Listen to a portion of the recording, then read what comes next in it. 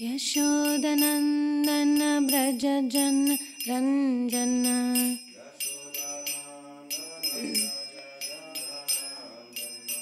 यमुनातीरा वनचारी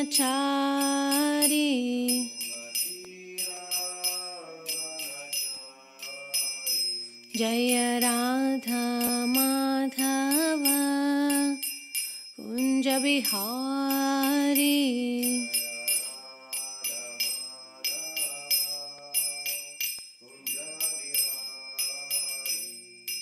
हरे कृष्णा कृष्णा कृष्णा हरे हरे, हरे राम राम राम हरे हरे।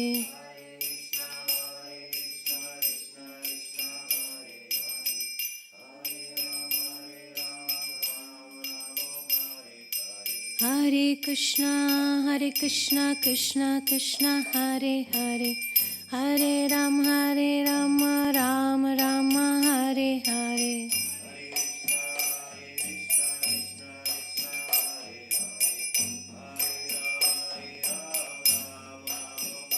हरे कृष्णा कृष्णा कृष्णा हरे हरे, हरे राम राम राम हरे हरे।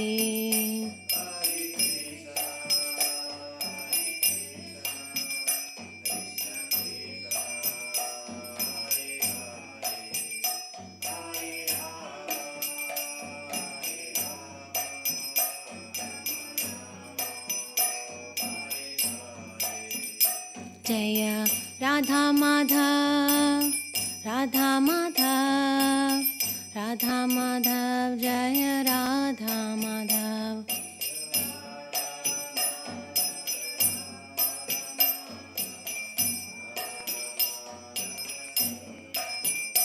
जय नृसिंहदेव जय नृसिंहदेव जय नृसिंहदेव जय नृसिंहदेव।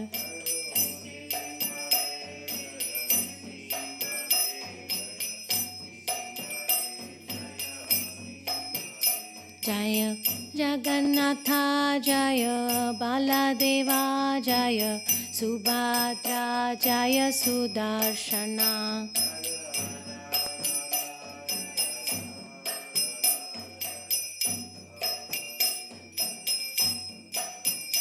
जय गौरानिताय गौरानिताय गौरानिताय श्री श्री गौरानिताय।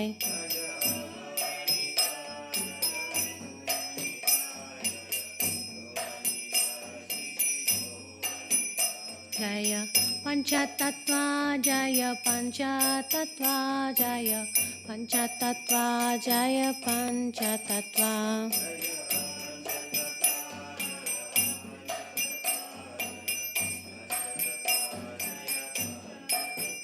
जय प्रभुपादा जय प्रभुपादा प्रभुपादा जय प्रभुपादा।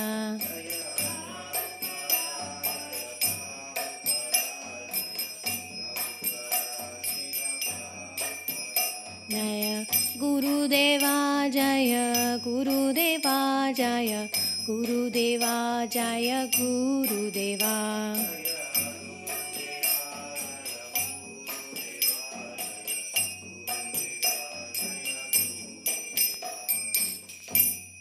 जय श्री श्री राधा माधव अष्ट सखी वृंद श्रीमन महाप्रभु की, श्री श्री प्रहलाद नरसिंहदेव अनंत देव की, श्री श्री पंचतत्व की, श्रील प्रभुपाद की, गौर भक्त वृंद की।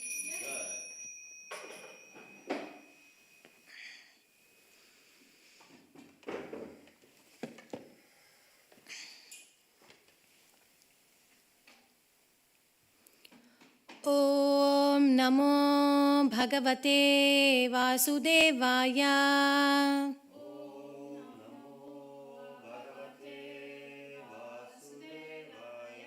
ओम नमो भगवते वासुदेवाय।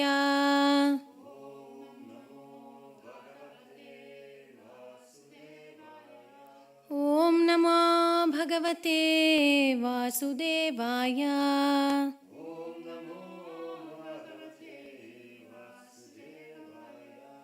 Om Ajnanatimirandasya Jnananjanashalakaya Chakshurunmilitam Yena Tasmai Shri Gurave Namaha.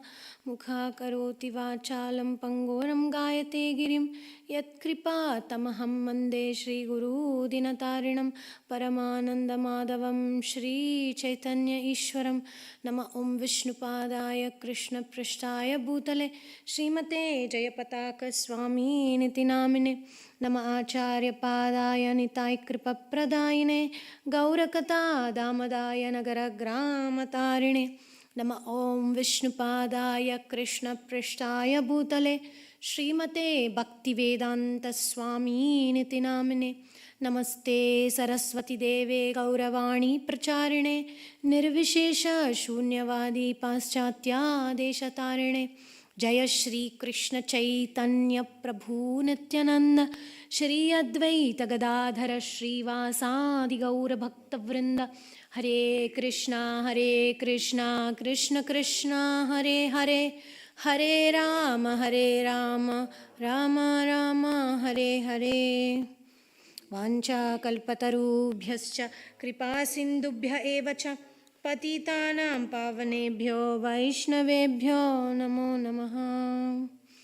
We're reading from Srimad Bhagavatam, Canto 5, Chapter 14. Texts 33 to 35. They're all prose, so it's not so poetic as usual. Oh.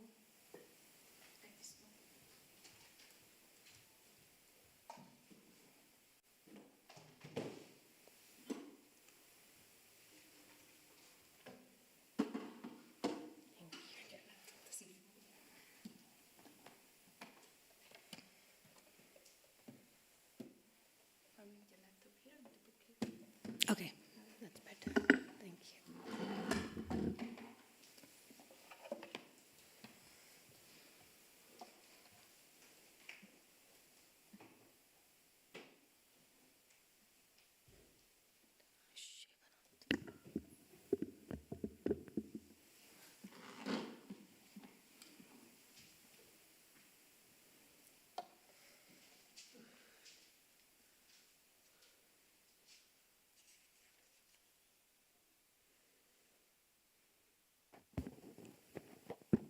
Text 33. Evam advani avarundhano mrityu gaja bhayat tamasi girikandara praye. Translation. In this material world, when the conditioned soul forgets his relationship with the Supreme Personality of Godhead and does not care for Krishna consciousness, he simply engages in different types of mischievous and sinful activities. He is then subjected to the threefold miseries, and out of fear of the elephant of death, he falls into the darkness found in a mountain cave. Purport by His Divine Grace, A.C. Bhaktivedanta Swami Srila Prabhupada Ki Jai. Everyone is afraid of death. And however strong a materialistic person may be, when there is disease and old age, one must certainly accept death's notice. The conditioned soul becomes very morose to receive notice of death.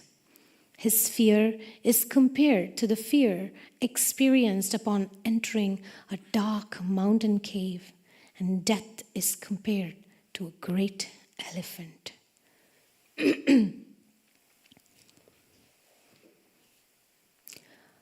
Text 34. Kvachichita vadati aneka daivika bhautikamiyanam dukkhanam pratinivarane kalpo duranta vishaya vishanna aste. Translation.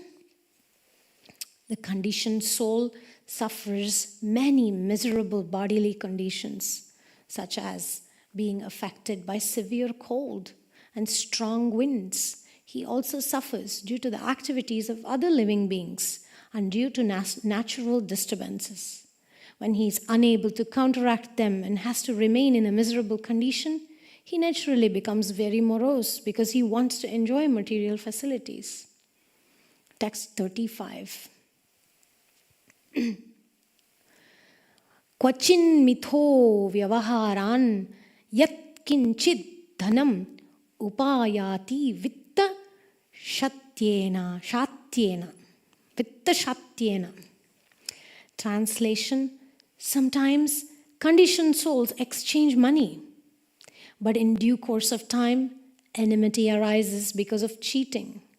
Although there may be a tiny profit, the conditioned souls cease to be friends and become enemies. Purport by His Divine Grace, Dasi, Bhaktivedanta Swami Srila Prabhupada Ki Jai. As stated in Srimad Bhagavatam 5.5.8, Pumshastriya mithuna bhavametam tayormito hridaya granti mahuhu ato griha kshetra sutapta vittair janasya moho yamaham mameti. The monkey-like conditioned soul first becomes attached to sex, and when intercourse actually takes place, he becomes more attached. He then requires some material comforts: apartment, house, food, friends, wealth, and so on. In order to acquire these things, he has to cheat others. And this creates enmity, even among the most intimate friends. Sometimes this enmity is created between the conditioned soul and the father or the spiritual master. Unless one is firmly fixed in the regulative principles, one may perform mischievous acts, even if one is a member of the Krishna consciousness movement. We therefore advise our disciples to strictly follow the regulative principles. Otherwise, the most important movement for the upliftment of humanity will be hampered due to the dissension among its members. Those who are serious about pushing forward this Krishna consciousness movement should remember this and strictly follow the regulative principles so that their mind will not be disturbed. Srila Prabhupada ki, Grantaraj Srimad Bhagavatam ki.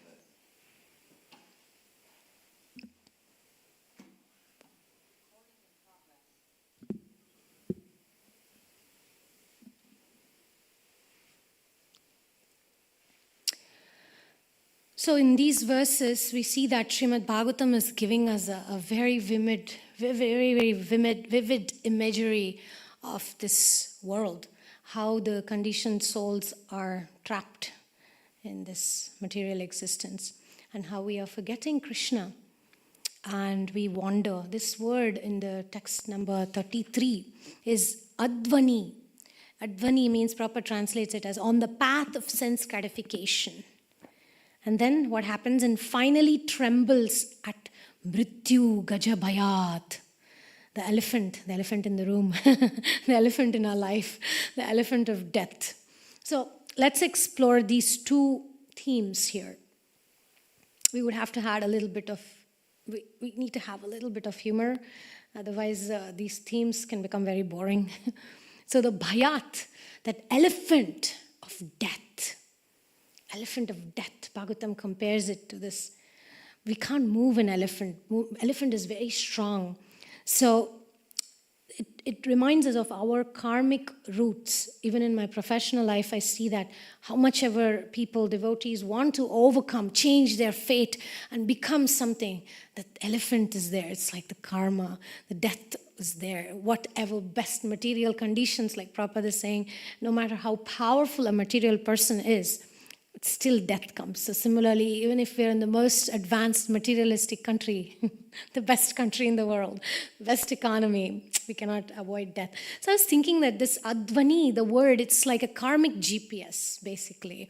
So the problem is a GPS problem. Why?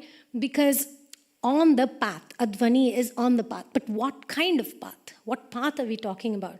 The path of, in these verses, is reflected the sense gratification path. So when the path is sense gratification, then it becomes a highway that we are going towards somewhere. We may have the best GPS, but then we never really reach the destination because it's like one more desire. Like Krishna Bhagavad Gita, Krishna says in 2:44, Bhogaishwarya prasaktanam taya pahrita chetasa vyavasayatmika buddhi samadhau na vidhiyate. So, in the minds of those people who are very attached to this miserable condition, those who are very attached to materialistic life and opulence, then all these things that Bhagavatam is speaking of, we get bewildered by such things. Then the resolute determination, even if we are in Krishna consciousness, Prabhupada said in the 35 purport. Even being in Krishna conscious religious organization, these material desires can pull us down. And Prahlad Maharaj in the 7th canto, 5th chapter, verse 30, he speaks about this verse, one of my favorite verses. Nate viduswarta gatim hi vishnum durashayaye bahirartamanina andhaya thandhaye rupaniyamanas tepi shatantram urudham nibhadda. So Prahlad Maharaj is also speaking about this Advani path. When people are going down into this material existence, they are interested only in topics of how those topics which basically bind us. So Prahlad is saying it's the deep, dark well, and its material entanglements is only going to drag us down. It's not going to uplift us, which is actually the path. And Nate Swarta Gatim Hi Vishnu means people don't listen to good advice, basically. And with our own efforts, also they are unable to overcome that hard knot of material desires. So it's difficult. Even Krishna admits, right? He says, this material energy of mine is very powerful to overcome. So we cannot do it on our own. So that's the conclusion. So I was giving the example of GPS. So GPS, what it does, it's endlessly calculating. It says go left, go right, and then it's rerouting. So similarly, karma also keeps us looping through this samsara traffic. There's a samsara traffic of previous life karmas, our ancestral baggage, our material desires, the vasanas are the impressions, the samskaras, the cultural conditioning. There's all this traffic going on, even if I want to go in a specific direction. So it's like I was thinking, if in a modern day example, I may plan my trip to Vrindavan, and then I'm driving, and then I end up in an IKEA store and end up buying a furniture that I don't even need. So sometimes materialistic mentality can lead me to entangle myself in some material duties even, that the soul becomes even more attached. Prabhupada saying the monkey-like conditioned soul we become attached. There's a Vaishnavacharya. He says, Asha klesha dosha vemba abdi olu mulugi yamana pasha kolagaga de nirdoshiyagu santoshiyagu. He gives that extreme example of when we are in this dark mountain cave of material desires, and then we're entangled by our own desires, by our own mind, and then we can see the exact opposite, which is taking shelter of the brightest light, brightest being, the Supreme Personality of Godhead. Then the same desires, the same samskaras, the same baggage, it turns into service. It turns us into learning lessons so that we can be of service to Krishna. And in Bhagavad Gita 10:34, and Krishna is speaking about mrityu sarva haraschaham, means death will steal everything. The house that we may work so hard for and build, or an apartment that we buy, 60 years, 70 years, 80 years from now, we're not going to even live in it. And 100 years from now, people won't even maybe remember us except a picture of us or something. And our own generations, maybe 2-3 generations from us, would say, may or may not even remember the names. I don't know. Do you remember 3 generations of your ancestors' names? Traditionally, people would put a picture of their great-grandparents. But nowadays, you don't even see the pictures of the great-grandparents, and we don't even know the names. But for that particular thing that I'm so worried about right now, oh, my house, oh, my bills, oh, my that, in 100 years, 200 years, it wouldn't even be of any importance, any significance. So we can once in a while tell ourselves to calm down. You don't have to upgrade your Wi-Fi to be just kicked out tomorrow. So monthly Wi-Fi upgrading, or you pay the rent, but tomorrow you may be kicked out. So the karmic root that these verses are speaking about is very simple. In the past life, we invested in some desires, in some goals, in some things that we wanted to experience. And then in this life, the elephant footsteps will be terrifying us. Oh, I need to set myself up in a better situation. I need to get the best partner. I need to get the best economy. So then Prabhupada says that will entangle us. Janasya mohoyam aham mameti. So I'm thinking of Gajendra in Gajendra Moksha prayers. And he is like Jiji Vishena Hamiha Muhyakim Antar Bahischa Vrithaye Bhayonya. He's saying that I'm covered by ignorance, both internally and externally. What does that mean? Externally means elephant body. It's quite heavy. And by the way, this elephant is a different context of the elephant of death in these verses, but it's very connected. So Gajendra is saying, I'm covered by this ignorant body of an elephant, but I'm also covered by ignorance inside, because I have been taking shelter of all this janasya mohoyam aham mameti, and I haven't given it up. And then he says that once I'm liberated from this crocodile, once I'm liberated from this entanglement of the crocodile, I don't want to live with this ignorance anymore. So that's intelligence. It's not that I'm in a particular difficult circumstance in life and I'm thinking, oh, Krishna, please, remove this difficulty. Then I'll be happy. That's not very intelligent, right? Like I said, update something, but tomorrow if you're kicked out, we're not going to update it. But that's what essentially the mind wants to do. Keep investing in something, knowing that it's temporary, and not going to that Acharya song that I quoted, Asha Klesha Dosha Vimba. Instead of investing in the best Lord, I'm looking for substitutes, because He's the one who can actually give me what I'm truly looking for. So the point here is, I need to keep checking. What's the detour that's happening? What is my goal? Am I just endlessly running around this cycle of life and death? Or is there some sense to my life and my goals? So basically we have to reset our GPS every day through studying of Srimad Bhagavatam, through chanting of the holy name, association of devotees, and service. And this Mrityu Gajabayat, we cannot ignore that elephant of death. He falls into the darkness found in a mountain cave. Everybody is thinking of before death. But what about after death? What is going to happen after death? Like I was saying, the same house that we're really working hard to obtain, or the bills that I'm trying to pay and it's taking over my consciousness, it's not going to even be there. But what is going to be there are those desires, are those where I'm investing my energies, what kind of impressions, what kind of consciousness am I holding on to? That matters at the end. Okay, now the next verse. Let's speak about the next verse, which is verse number 34. In verse 34, the key word would be many key words here.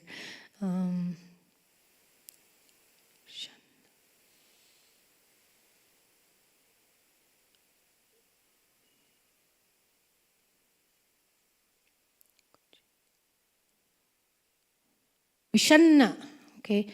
Vishaya means morose. From the connection with the sense gratification, Vishanna means morose. So let's see why we become morose. like I was saying, I'm an astrologer, and I see that people come to me with like, I don't know how this happened. Well, it happened because of the previous life karma, the karmic burdens that you're carrying, the karmic burdens, generational curses that you are carrying. So why that moroseness comes? Because I have a particular expectation, but then the elephant in the room, the karmic detour happens. I'm actually supposed to learn some other lesson. But of course, the acharyas say that to overcome that storms of life, of all these generational curse, all this connection, akalpa, akalpo, duranta, vishaya. So we are unable to cross over this alone, but only by taking shelter of Krishna's lotus feet. Then we can overcome. Naishamatistavadurukramangram sprishtyadanartha pagamo yadharta mahiyasham padarajobhishekam nishkinchananam vrinita yavat. Not only the lotus feet of Krishna, because it's very difficult to approach the lotus feet of Krishna on my own, but the lotus feet of those devotees who are somehow or another free from these conditionings. So we have to put our efforts. First GPS should not be Krishna. First GPS should be finding the devotee who is free. So that's the way we will be able to learn surrender and be able to cross over. So I was thinking we should set some affirmations daily. Something like, I reset my spiritual GPS every day. My path should always lead me back to Krishna. Let me not get lost. And the weight of my ancestral karma, the parental baggage, my own mind and its weakness, it should end with me, all the ancestral baggage especially. Through bhakti, I choose freedom. Because, this thing about generational curse is real. How much ever I may think, I just hate the way my dad does that, or my mom thinks like that. But then eventually down the lane, somewhere I catch myself thinking, oh my God, that's exactly like what my father did. That's exactly my mom, how she would think. What happened to me? I didn't want it, but it's in me. Because it's the DNA. It's in our blood. We don't just inherit hair color or skin color or eye color. We also inherit some of those desires and impressions from our parents, the temperament, the psychological blocks. We carry that. So it's a serious thing. And it should end with us, otherwise it will continue. We've seen it. Some traumas that our parents and grandparents had, it continues. So we should pray to the Lord, let it end with me. Let me overcome this. Let me learn my lessons. Let me take shelter. Krishna consciousness is very powerful. So when we take shelter of Krishna's lotus feet, all those karma shayam gratitamudgratayanti shanta tadvan nariktamatayo yayatopi ruddha shroto ganastam maranam bhaja vasudevam. So just by chanting the glories of Vasudeva, Krishna, Lord Jagannath, all this, the hard knot of this material desires and generational curses can be destroyed. And then we walk lightly. So we can pray to the Lord. Let me walk with less baggage of these negative things so that I can be empowered to carry the mission of Lord Chaitanya Mahaprabhu. And here when Srila Prabhupada is speaking about even being in Krishna consciousness movement, we may perform mischievous acts even if we are a member of Krishna consciousness movement. So the conditioning is there, the tendency is there. So this Vishanna, right, the morose soul, when Bhagavatam is speaking of this also in the 5th canto, it says that the conditioned soul, unable to counteract the barrage of miseries, it's unable. Jai Shri Shri Jagannath Baldev Subhadra Sudarshan Chakra ki, Shri Shri Gaur Nitai ki Jai. And Prabhupada speaks about 3 ways, right? One, why we can't overcome is because other people are giving us trouble. Adi Bhautik, Adi Daivik, and Adhyatmik Kleshas. Prabhupada is speaking about these 3 things. Other people may be giving me trouble. External circumstances, economy, war, floods, external situations that causes trouble. And of course the biggest one is the mind, our own mind and body, which is constantly giving us trouble. We women may have a little bit more trouble with our body and mind. Sometimes we may feel a little bit more gloomy or depressed. So it's not uncommon, it's common. We all experience it. some of us may express it, some of us may not express it openly. Bhagavad Gita 6:17. Yuktahara viharasya yukta chetasya karmashu yukta swapnavabodhasya yogo bhavati dukkha. Means one who is regulated in eating, sleeping, and also entertainment. We need to have a good balance. We cannot become, okay, all this karmashayam, all this karmashaya that I've been carrying, udgratayanti shanta, Krishna says that it can be destroyed. So I'm going to overnight become a pure devotee. Ooh, red flag. Very careful. Yes, Krishna consciousness can destroy all this karmic baggage, but not just with the intense action. Krishna also is Bhavagrahi Janardana. He notices the intention. Why do I want to overcome all this? Because maybe my mischievous mind is thinking so that I can be free from all problems and I can enjoy life, enjoy Krishna consciousness. No, something that I've been carrying for 20, 30 years cannot be removed in 20 days. It takes time. We need to develop that patience. We need to be consistent. So, Krishna consciousness is susukham kartum avyayam. Means it's joyfully performed. It's something sustainable. We don't just put ourselves through another generational trauma. Maybe our parents worked so hard like a muda, like donkeys, working for government or something, and we may say, I'm never going to do that. But sometimes we may fall into the same trap because we may be giving too much of ourselves in not sustainable ways. What I'm doing right now, is it sustainable in 20 years? Can I be doing the same thing, what I'm doing now, 10 years or 1 year? We can look at it. So here, there was another verse I was thinking of. This verse is powerful. In Srimad Bhagavatam, 10th canto, 14th chapter, text 58, it's a famous verse. Tatte nukampam susamikshamano bhunjana yevatmakritam vipakam hridvagvapurbhir vidhananam namaste jive tayo muktipade sadayabak. So, this is a powerful verse of transformation. When a devotee patiently, the word patiently comes in this verse, endures the reactions of his past deeds and offers respects to the Lord with heart, words, and body, then he becomes higher to liberation. So the antidote is not like, intense, I will just do it in passion, in the mode of rajas guna. No, it has to be patiently done. Also Rupa Goswami says, right? Utsaha nichayat dairyat. Enthusiasm, yes, but also there has to be the patience, sustainability.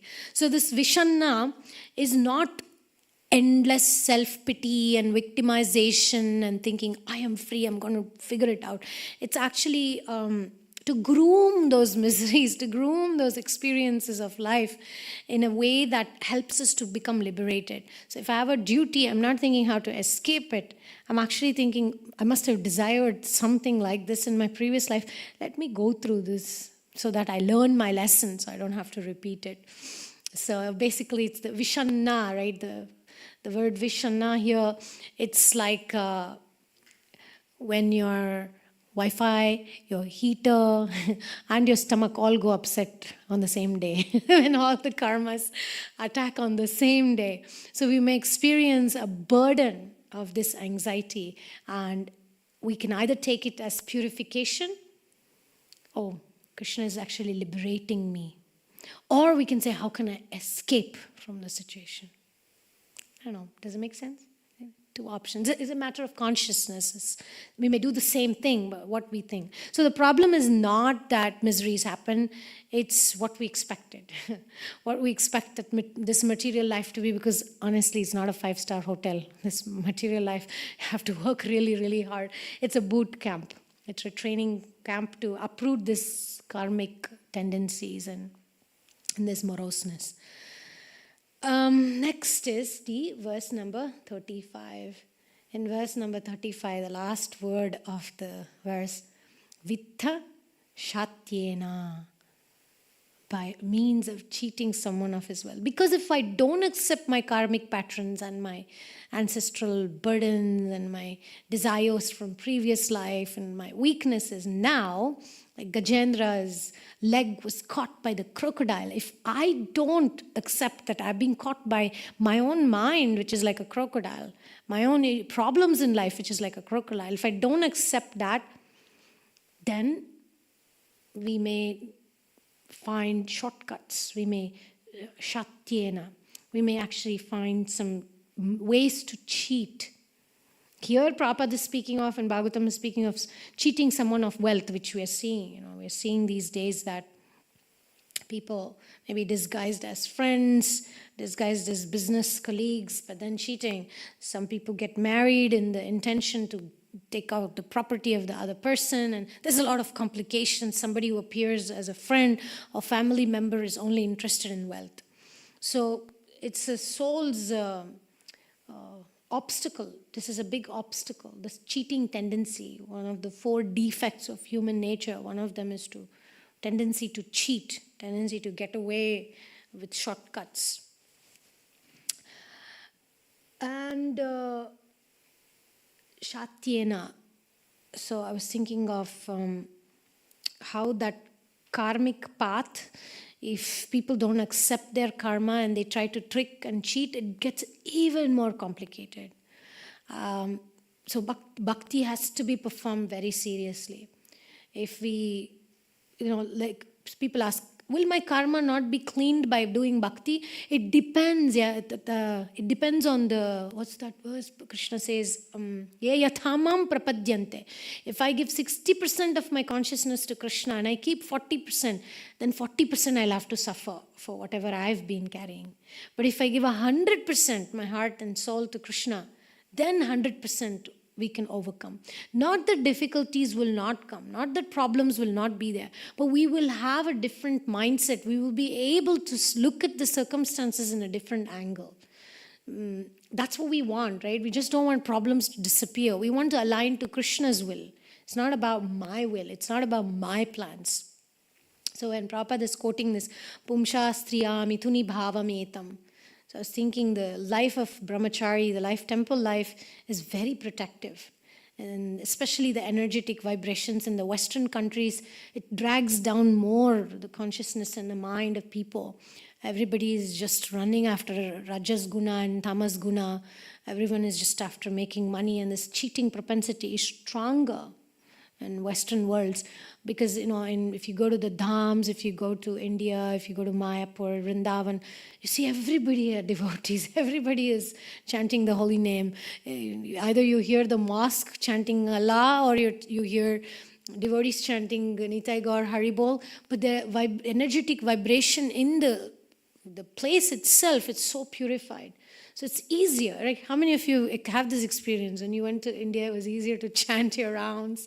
The consciousness is, the vibration is elevated vibration. And here the vibration is especially outside the temple. Of course, this is Vrindavan, right? This is Jagannath Puri. This is Mayapur Dham inside the temple. But outside, these elephant of Maya, the elephant, the crocodile. And the crocodile is so easy. We bleed to death. We bleed and then one more life gone. Because we've gone, Yesu kayangala kaledu 84 laksha jeeva rashiyannu dati banda ee sharira. It's not my first time around. I've been taking birth so many lifetimes. Probably also as human. This is not my first time around. So somehow this lifetime I've got this opportunity to work on this janasya mohoyam aham mameti. Better because we can't destroy desire. That's Mayavada's non-impersonalistic philosophy. Our philosophy is not destroy desire. We want to destroy the karmic entanglement. But desire, we need to channel it. So instead of thinking, oh, aham mameti, me, mine, we should think, oh, our temple, our devotees, our spiritual family.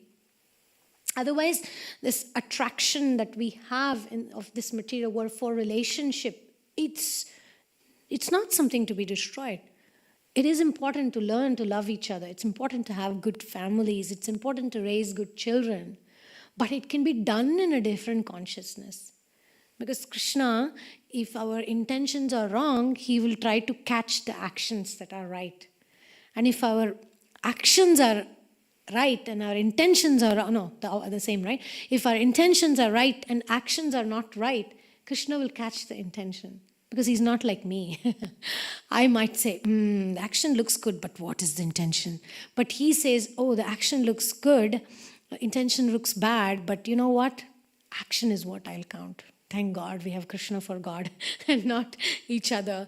Because they say, right, we want to be judged for our intentions and be forgiven for our actions, but we judge others by their actions.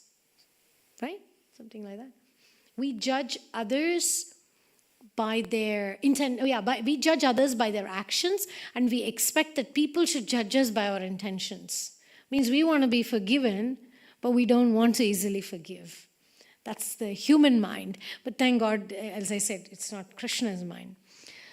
And the modern day example of this Vitthashatyena is so real. Even in my own family, I've seen my uncles and grandfather and the brothers fight just for a piece of property. And then they became enemies. They don't talk to each other. And then brothers, that they killed each other for a piece of land. We don't have to go back 5,000 years ago to see Pandavas and Kauravas. They fought for the kingdom. We see that happening even today, just for a little property.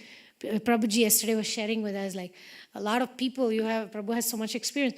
A lot of young people are just waiting for their parents to die so they can get their inheritance.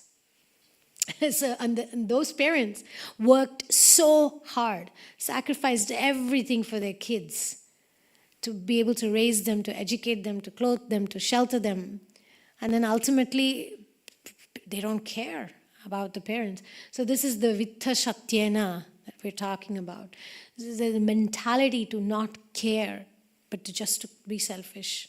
Like Prahlad also speaks about that. But we don't realize that next life the same thing may happen. I mean, we're not judging these old parents who may be suffering, but maybe they did something similar in their previous life. So that tendency is what Bhagavatam is speaking of. So the point is, the journey we are on, we have to look at it. We have to look at the GPS. We have to trace. We begin with this Advani, the detour. We go to sense gratification instead of keeping to the goal. And then we tremble with the Mrityu Gaja Bhayat, the elephant of death, the elephant of pain, the elephant of weakness of mind. And then we sink into this Vishanna. We become sad and miserable. Oh, things are not working out my way. And then we see the Vitthashatyena. We see that, oh my God, people are trying to cheat me. But thank God for Krishna consciousness. Thank God. Thank Krishna. Thank Srila Prabhupada. Jodi Prabhupada na hoito, tobe ki hoito. What would happen if Srila Prabhupada didn't come? Be completely stuck in that Vishanna, the moroseness of this material world. So bhakti is the way to reprogram that GPS. And Krishna can become that fearless protector. He doesn't need anything from us. Although he's a parent who likes when we go to him, and when a kid gives a badly drawn paper with a drawing, right? It looks terrible, artistically speaking. But when the kid goes and brings it to the dad or the mom, and that dad may be the CEO of a multi-billion company, and he'll put that badly drawn thing on his wall among all his certificates of billion-dollar projects.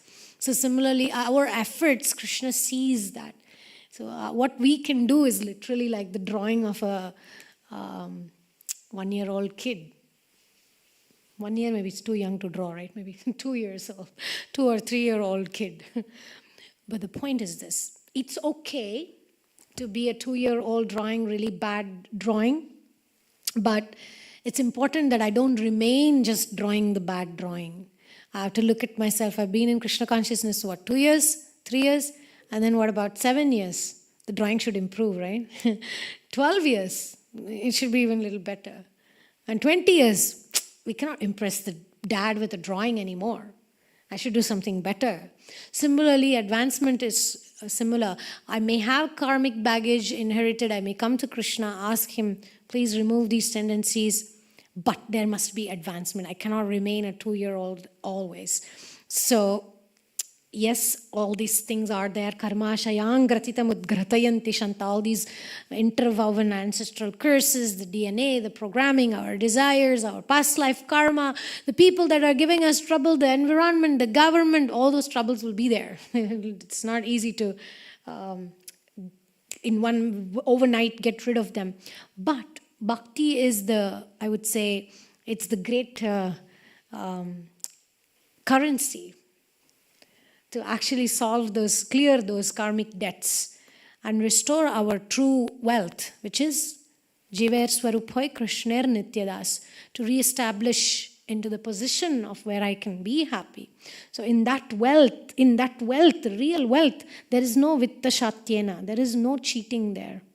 So we should pray to Krishna to help us from this elephant of death, to help us to recover from this bite of the crocodile and to take shelter at his lotus feet. So those are some points. Anybody has any comments or questions? Any experiences? Thank you so much for your wonderful lecture. I really liked it, how you really bring so many emotions and comparisons and stuff. So you were mentioning the point that we can either escape or we can liberate, something in that sense. Also the other point of taking care like of each other and of ourselves.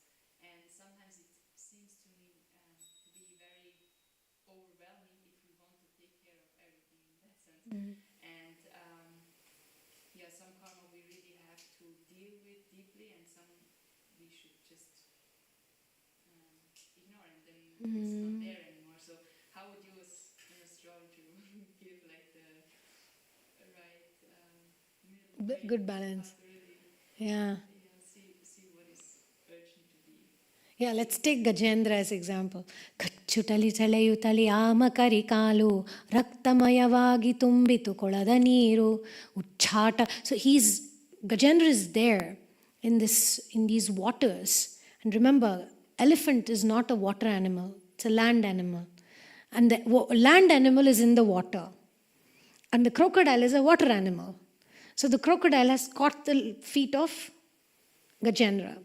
Right? This is the situation. So let's compare that to your question. We may be caught by a crocodile. And that crocodile could be our previous life impressions, could be our ancestral burdens. It could be my weak mind that doesn't want to chant my rounds properly. It could be anything, any trouble that you're finding it difficult to just kick off. It's not easy. Now, Prabhupada gives one very powerful example in the purports of the Gajendra Moksha chapters, where he says that you have to fight from the position of strength. So a land animal fighting in the water is obviously not a position of strength. Gajendra is fighting from a position of weakness there. And Prabhupada in those purports specifically speaking of, essentially saying it's better to be a good grihastha than to be a bad brahmachari. He's speaking something along those lines, that we have to see what circumstance will give me strength to fight this battle of life. Let's fight these difficulties in life. So that's that. Meaning, if we can choose to be in a temple, to be in the association of devotees, that's 50% of the problem solved. That's something we can do. Choose a better environment. The other 50% is we are completely helpless. We're completely helpless. Because the Gajendra's fight happened for over 1,000 years. Not like 2 seconds. And the whole lake had become red from the blood of Gajendra. So again, certain circumstances may be like maybe debts, there are also karmic debts. Maybe dragging us down that there's nothing, my own willpower, my own strength, my own devotion. Nate vidu swartha gatim hi Vishnum. I can't do it by my own. I can't just take the help of others. I I can't. So what do? Hey Govinda. This is the situation of Draupadi when her sari was being pulled. Her sari is being pulled and she's trying to hold on to that sari. How much can a woman in front of a demon like Dushasana hold on to the sari? She kept trying, she kept pleading, Dhritarashtra, you're the king, please help me. Dronacharya, you're the guru, you're the friend of my father, please help me. Bhishma, come on, you're Bhishma, please help me. And they're all standing there, right there. Then she's finally looking at her 5 most powerful husbands. Not 1, not 2, not 3, not 4. Like we all desire that perfect husband, but she had 5 perfect husbands. Sitting there, just there, watching Draupadi being disrobed. Did they help her? What is a sari for Bhima? But the help didn't come. Finally, Draupadi had to literally raise her hands and say, hey Govinda.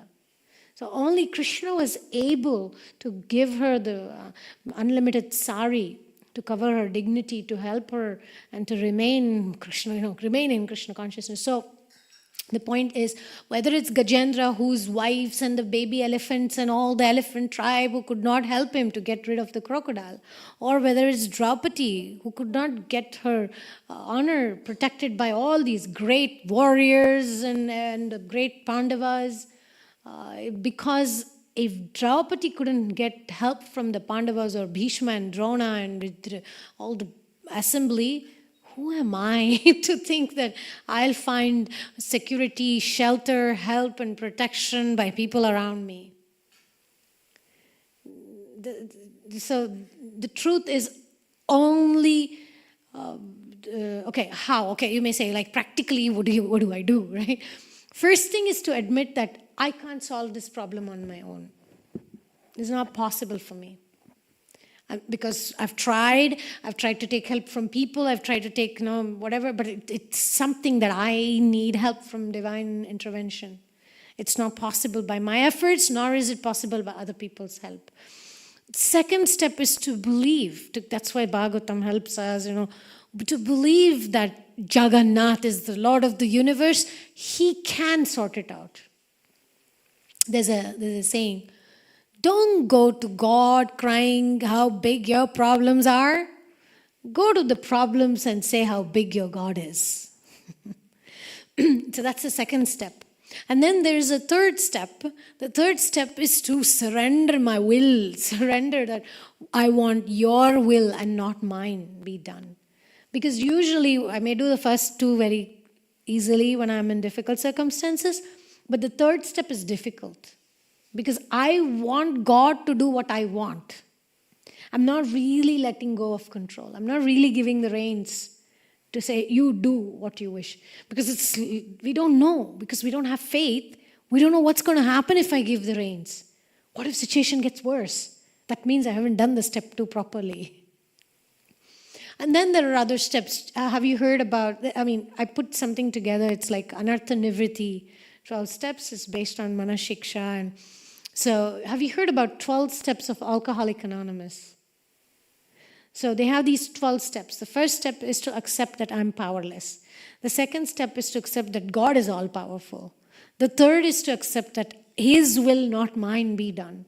The fourth step, the toughest one, is to make a fearless moral inventory about yourself. Where are you in life? These are my strengths. These are my weaknesses. These are my faults. This is what I need to work on. So fourth step is all about taking personal responsibility for whatever the karma, whatever the circumstance. And then the 5 is to approach somebody trustworthy, to seek help on the fourth, what you've done. And then the 6th step is to become willing, to have my karma, shayam, grata, to be removed, the karmic things to be removed. 7th step is to ask the Lord to remove it. Because you can't just go and say remove. You have to be ready to be removed. It's like you can't wake up a person who is pretending to sleep. It's easier to wake up a person who's really sleeping. So that's why the 6th is a very crucial one. And then the 8th and 9th is about making amends to people that we have hurt in our life, and also forgiving people who have hurt us. Usually parents come on the top of that list. We need to forgive them. And then 10 is to keep track every day. How am I doing in this work?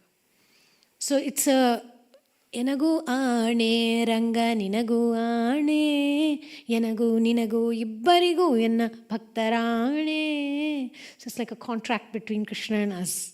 It's like a legal contract signed. These are your responsibilities, Krishna. Tanu manadanaದಲ್ಲಿ ವಂಚಕನಾದರೆ ಎನಗೆ ಆಣೆ ರಂಗ ಲೌಕಿಕವಾಣಿ ಬಿಡಿಸದಿದ್ದರೆ ನಿನಗೆ ಆಣೆ. My part of the contract is I will wake up in the morning, I will chant my rounds, I will associate with devotees. But your part of the contract is if you don't help me give up material desires, then it's your part of the contract broken. So then ಕಾಕು ಮನುಜರ ಸಂಗವ ಮಾಡಿದರೆನಗೆ ಆಣೆ ರಂಗ. So if I associate with bad people, then it's take my share of the response. But if you don't give me good association, then it's your part of your share of the contract, okay? And then there is the other line which says ಸಂಗವ ಮಾಡಿದರೆನಗೆ ಆಣೆ ರಂಗ ಪುರಂದರ ವಿಠಲನಿ ನೊಲಿಯದಿದ್ದರೆ ನಿನಗೆ ಆಣೆ. By the way, this song needs to be in a very pure consciousness, in the right mood. It's not like really demanding Krishna to do those things, but it's a song written in that level where you're really doing your best. So it's saying, I will do all these things, but you also need to give me the willingness to do these things. And then the last line says, I can't remember all the lines, but the last one is Purandara Vithalani Noliyadiddare Ninage Aane. So if you are not going to be pleased with all my efforts, then it's your part of the contract broken. So essentially the mood of this song, it's written by Purandara Dasa, is an acharya. He's before the time of Lord Chaitanya, he came in our sampradaya, and he gives complete responsibility on the Lord. Basically, if you watch the song, it says, right, I'll not associate with bad people, but you should give me good association. I will do this, but then you should remove the bad people from my life. It's like always kind of points it to ultimately it's up to you. Ultimately, it's up to you. So that's the mood, that we align to God's will. Does it help? Okay, thank you. Any other comments? Any comment, Prabhu? Yeah. I have another point. Thank you so much for explaining the first one. You're mentioning that sometimes we just don't see that this is such a small chapter, like such a small thing, and maybe some years later they will not remember you, and we are thinking we are actually doing such a important job. Usually we get overwhelmed by problems when we don't see that it's just a very, very insignificant problem. So maybe you can help me on that I become more conscious that your personality, everything is just so small, so insignificant, and all the problems that we have to deal with are just here in this small Yeah. Well, maybe not. Maybe it's not so insignificant if we're talking in the context of these generational burdens we carry. If we constantly feel pain in certain part of our body, and something triggers us. Let's say somebody, recently I was working on my own anarthas, and I watched this. Sometimes I tell people, yes, okay, externally, but internally I mean to say, no way. And I was looking at, why do I do that? Okay, so one side you may say, oh, it's an insignificant thing, I should be straightforward. But it may not be so insignificant, because there may be a lot of work for me to do behind that trigger. There's a pattern there. And it may be an indicator that we need to work on it. So what I'm saying is, we cannot push things under the carpet for too long. if there is a pattern, if there is something coming up in terms of relationships that, for example, fear of rejection, fear of being neglected, if it keeps coming up, it's not going to go away if you just say, oh, ignore it, don't worry about it, it's insignificant. That's not what I'm saying at all. It's the opposite. Work on it. Go to Krishna and say, this thing keeps coming up, my Lord. Please help me heal it. So the approach has to be more in the mood of healing, and not in the mood of philosophically beating it up and saying, don't come up, you stupid problem. And whatever it is, it may be a precious way that Krishna is, because of all the sadhana, it may come up. Like, when you churn the water, the dirt comes up. So you can clear it. So even during the ocean churning, there was the demons and the demigods that were churning the ocean. You know what came first? Poison came first. So sometimes when we are on the spiritual path, we may not immediately experience joy. Some bad stuff may come up, but not that we push it down. We actually deal with it. Okay, that's the first part of the answer. But in case it is really insignificant, which if maybe, oh, why this person didn't smile at me, why this person didn't do that, or whatever, like, it may be actually a story and it may not be a fact. It may be something, like I said, because of some previous impressions, we may have that. Now, if that happens and it is insignificant, I think the best secret is have a bigger goal. When you have a bigger goal, then these small things don't become so important. Like I was thinking when I am in Mayapur in my home, oh, if this gardener didn't cut this particular plant properly, or my maid didn't clean that particular thing, it would become so big for me. But now when we are traveling and the same things that would agitate me or irritate me, it's not so important anymore because I have other important things to do. And so the point is shift your environment to something so important for you that those things don't become the thing. Like clothes. While traveling, I only have few clothes. So it's kind of like easy to deal with. But maybe when I'm there, oh, I want the clothes in a specific way. I want these clothes. I mean, women, we have this department of... We may be too particular, but when there are other important things, oh, we're going from country to country, we're seeing deities, we're seeing devotees, oh my God, the mind shifts to something bigger. And then taking Bhakti Shastri, Bhakti Vaibhav, listening to devotees, learning verses, that also shifts. So there's a book, is it called, what's the name of the book that Elephant, the Path and the Rider? Shift or who? Switch. So there's a book, it's a corporate book, it's called Switch. So it gives an analogy, talk about elephant. It says that there is the elephant, the rider, and the path. So the comparison in short is the elephant is our emotions. It's the emotions that drive us to do something, not to do something. The rider is the intellect, the rational. So the rational seems to know, hey, these are insignificant things, don't worry about it. But imagine the elephant runs into a garden, no matter how much the rider tries to control, the elephant is going to destroy the garden. So the point is that emotions are more important. Emotional intelligence values so much than just rational intelligence. And then there is the path. If the elephant doesn't know where to walk, it's going to go create a mess. But if there is a clear path, the elephant knows where to walk.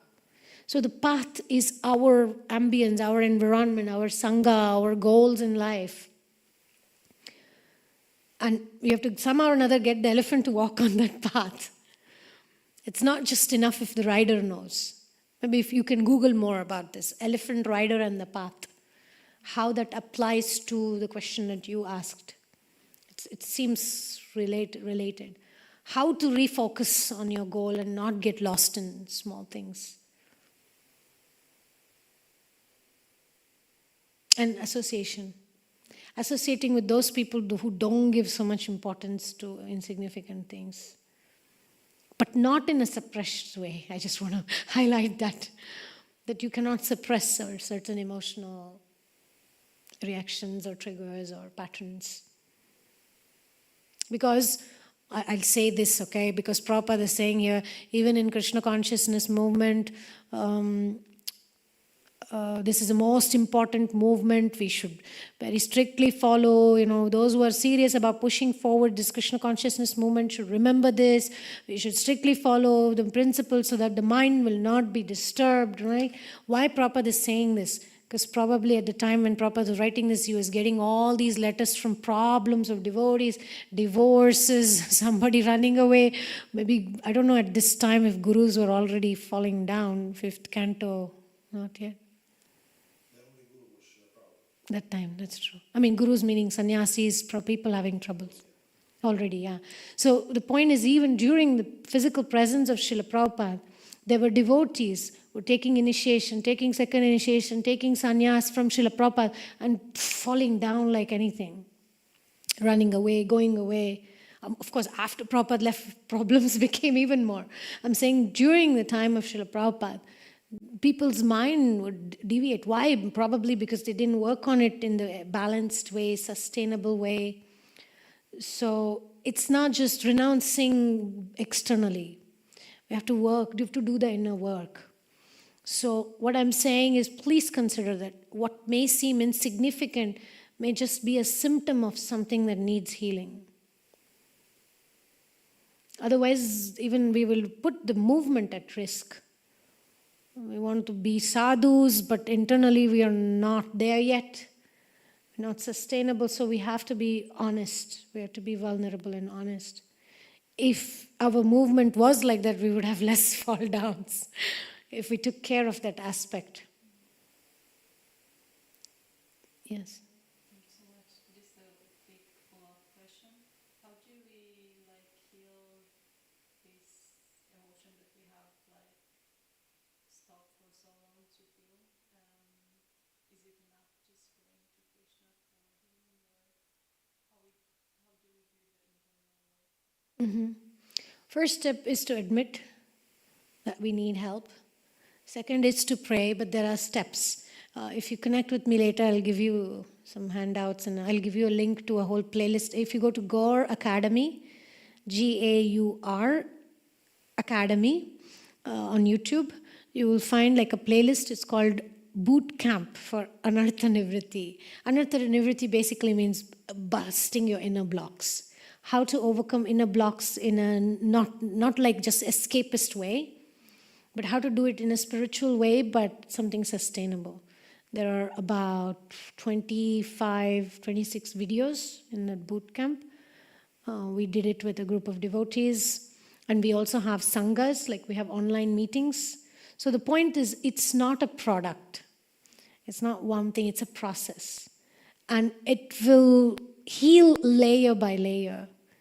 Onion, when you peel a layer, there's another layer. You peel another layer. So healing is like that. You can't just, I want some hammer, to destroy all these problems I have. No, it's a path of, personal path, Krishna conscious path is a path of patiently, utsahan, nischaya, dhairyat.